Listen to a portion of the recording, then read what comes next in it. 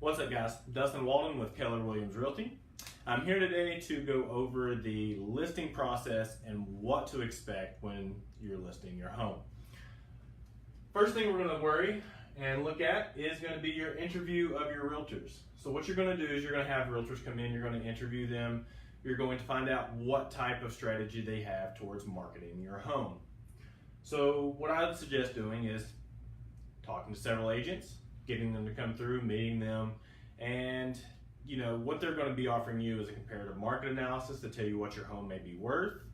And listen to them, guys, because when we tell you based off the facts that we have, based off recent homes that have sold, if our price range is in there, then that's probably why we're giving you that price range to tell you what other properties are selling for. So what you're going to want is a realtor that's going to be able to help you find out what your home is worth and find out their marketing strategy to help you get your home sold. On our timeline, we're going to move forward after we've interviewed our realtor and found the one we're going to go with. Our next step will be to sign the paperwork.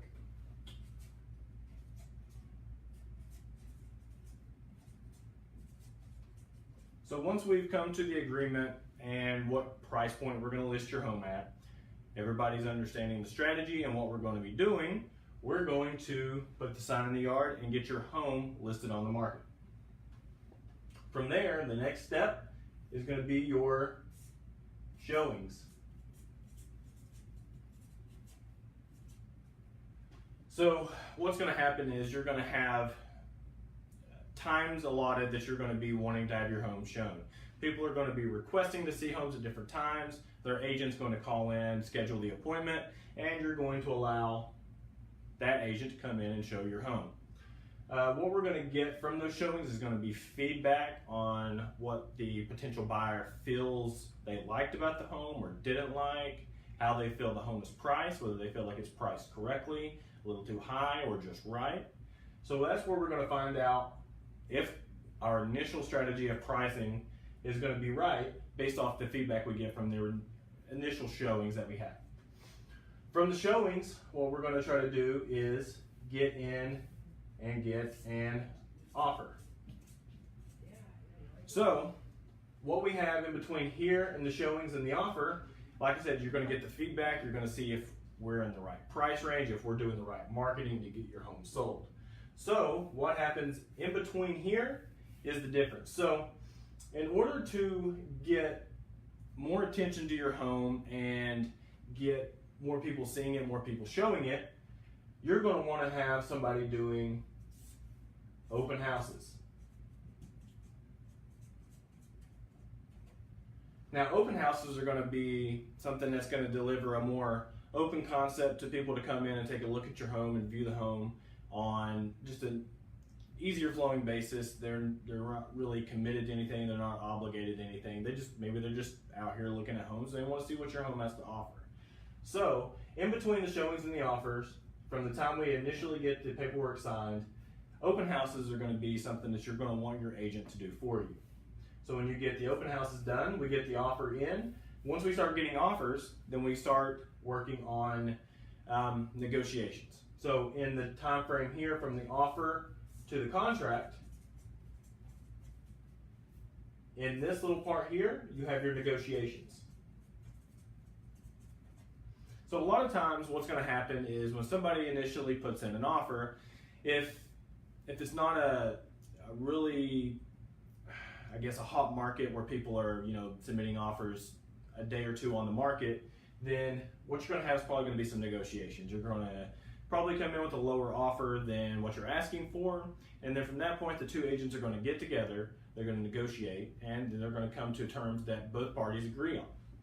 So when we get the negotiations done and we get a contract on the house, what happens next is your inspection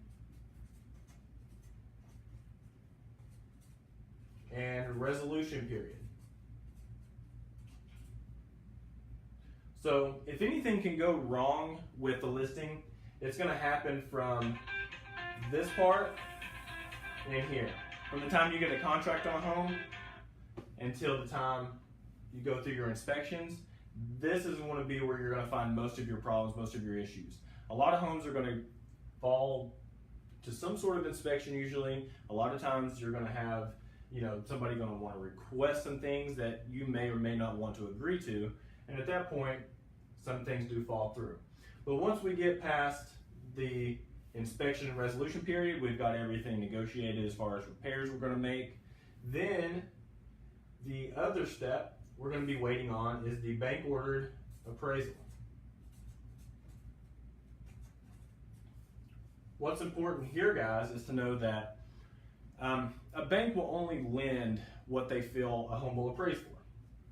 So if we get an offer on a home for $175,000 and the home only appraises for $160,000, then somewhere along the lines we're either going to have to renegotiate the price, or the deal may fall through.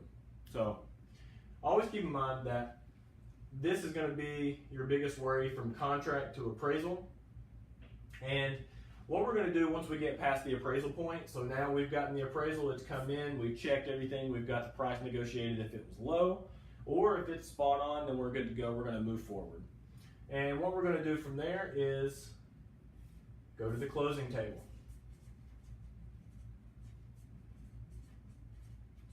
Now what's good about going to the closing table is you get paid. So every aspect we've taken from here, from the initial process of interviewing your realtor, getting the paperwork signed and the initial listing agreement, to getting the sign in the yard and getting your home on the market. From there, you're going to be doing things to get showings on the home, to get offers. So once we go from getting the house listed, we want offers. So to get there, we have to have showings. What we're going to do to get those showings? Open houses. Open houses are key, guys. We really want to focus on getting you an open house to get more traffic into your home. Once we get an accepted offer, get all the negotiations done, then we get a contract. And then once the contract goes through, you usually have about 7 to 14 days on your inspection period. That gives the buyer enough time to get their inspections done and ask for any repairs that they may be needing done. So once we get past the inspection resolution period, the only thing we have left to worry about is this pesky appraisal. So one thing that's really happening right now, guys, is it's being called a seller's market. So a lot of times people are wanting to list their home a little higher, and what that's doing is causing appraisals to come in a little low.